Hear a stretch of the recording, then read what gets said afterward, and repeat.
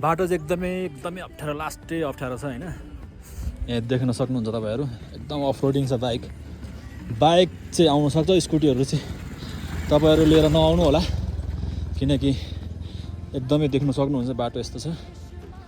तर जस्तो जे हो ठाउँ चाहिँ एकदमै राम्रो एकदमै सुन्दर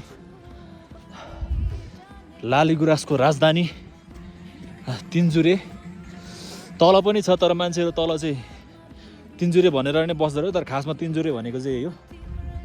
यहाँनिर अहिले हुस्सेले गर्दाखेरि केही देखेको छैन।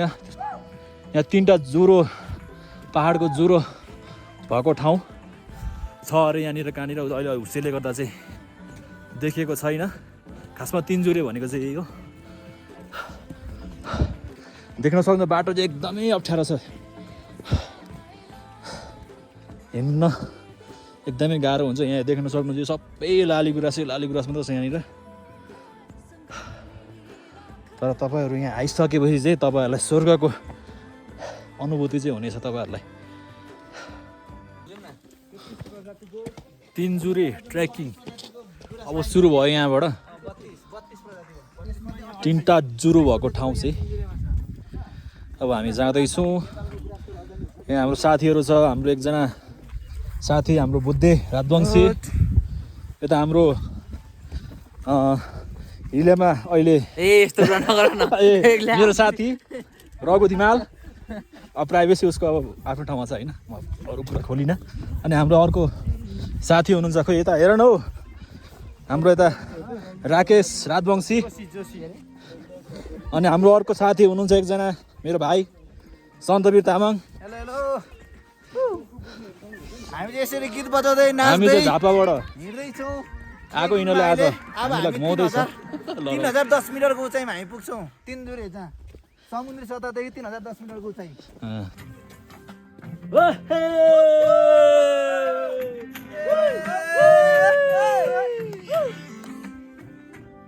यस्तो पो रमाइलो छ त हाम्रो 2083 सालको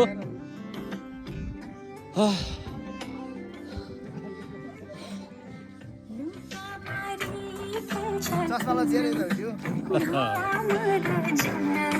अनि पो हुन्छ र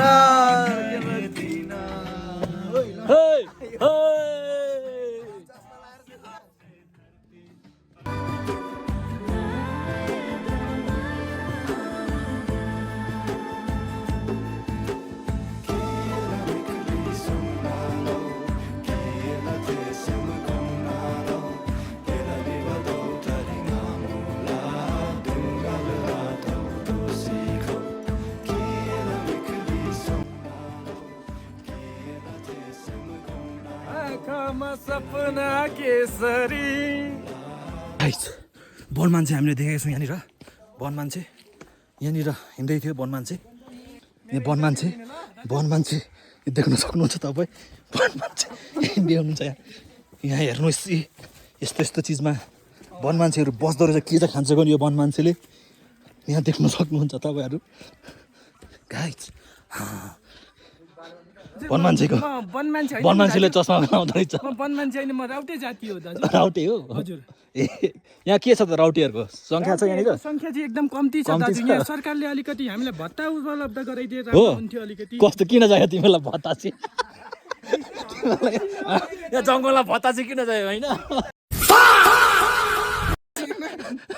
ल अरू भत्ताहरू सँगसँगै के चाहिन्छ तपाईँहरूलाई? भत्ता भन्दा पनि हामीलाई अब ओडारमा बसेपछि हामीहरू यो लुगा चाहिँ कहाँबाट मगाउनु भएको तपाईँहरूले? यो तपाईँको कस्तो मजाको फेब्रिकवाला रहेछ यार लुगा चाहिँ। भालुको छाला हो दाजु यो। अनि भालु मार्यो भने त कानुनी कारबाही हुन्छ त। अनि थाहा छैन तपाईँहरूलाई?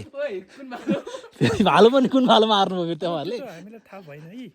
सरकारले के गर्छ भने हामी अब हाम्रो प्रजातिलाई त खोजेको त छैन अहिलेसम्म।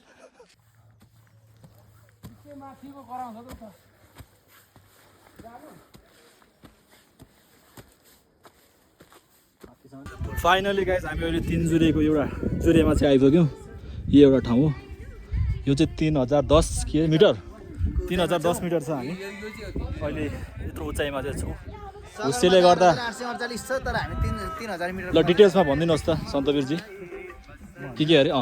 फाइनल्ली हामी चाहिँ तिनजुरे 5 पोखरीदेखि माथि तिनजुरे जुन चाहिँ समुद्र सतहबाट चाहिँ 3010 मिटरको उचाइमा रहेको छ होइन। त्यहाँ चाहिँ हामी आइसकेको छौँ। हो 2 मिटरदेखि चाहिँ हिमालय क्षेत्र सुरु हुन्छ नि, हामी पहाड लगभग हामी पहाडी क्षेत्र सकिन आँटेको छौँ। 3350 मिटरदेखि चाहिँ सुरु होला हो। 3350 मिटरदेखि चाहिँ हिमालय क्षेत्र सुरु हुन्छ। हामी फाइनल्ली चाहिँ अन्तिममा 3010 मिटरमा छौँ। अब लगभग 200 मिटर उचाइमा गयो हामी हिमालको क्षेत्र सुरु हुन्छ, त्यतिकोमा छौँ। कोणधारी एकदम यहाँ चाहिँ धुपी सल्लाहहरू कोणधारी मात्रै होइन, उत्तिस कटुस गुराँस पाइने क्षेत्र चाहिँ 3010 मिटरको उचाइ, जुन चाहिँ 81 मिटरदेखि 3350 मिटरसम्मको क्षेत्रमा पाइन्छ। अब 3350 मिटरदेखि चाहिँ पार गरेर हामी हिमाली क्षेत्रमा प्रवेश गर्छौँ। तर अब यसपछि हामी अर्को ठाउँमा।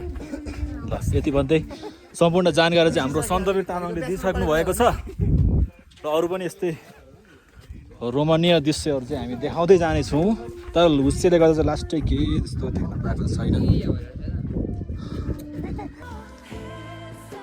फाइनली अब चाहिँ हामी लाली गुराँस भएको ठाउँमा चाहिँ आइपुग्यौँ।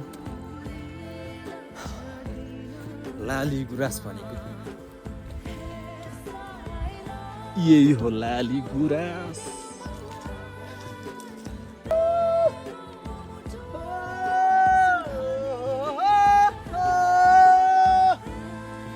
अहिले चाहिँ म लाली गुराँस भक्कै ठाउँमा आएको छु।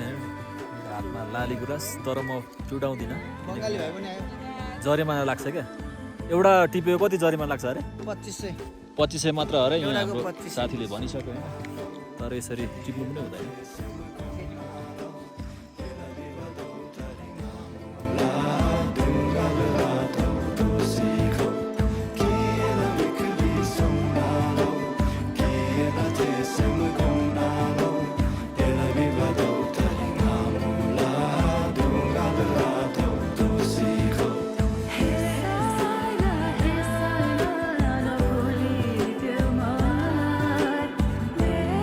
आज चाहिँ म 2083 साल वैशाख 2 गते तेह्रथुम र शङ्कर सभाको बिच भाग तिनजुरे भन्ने ठाउँमा आएको छु। र यो ठाउँको नाम चाहिँ तिनजुरे भन्नुको कारण 3टा जुरो भएको कारणले तिनजुरे भनेको हो, यस ठाउँको नाम राखिएको हो।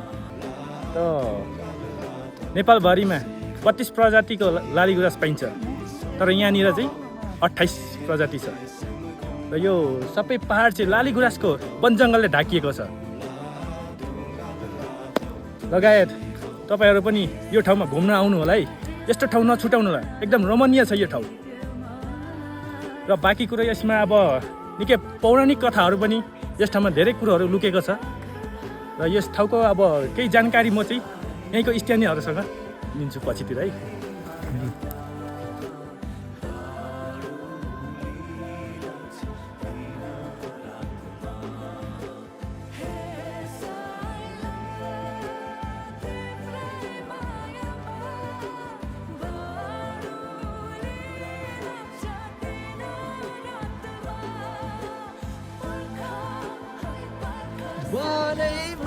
ल गाइज, हामी चाहिँ अब तिनजुरे घुमेर फर्किसकेको होइन।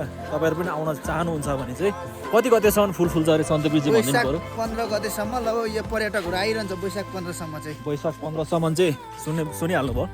वैशाख 15सम्म चाहिँ यहाँ फुलहरू फुल्ने, त्यसपछि चाहिँ फुल्ने प्लस झर्ने पनि हुँदै रहेछ।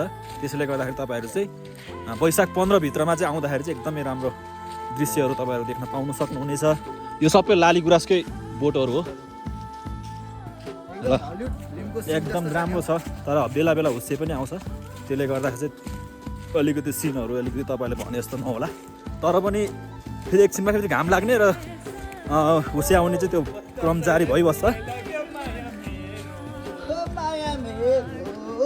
ल आजलाई यति नै तिनजुरेको हाम्रो यात्रा लगभग अब सकिसकेको छ भन्दै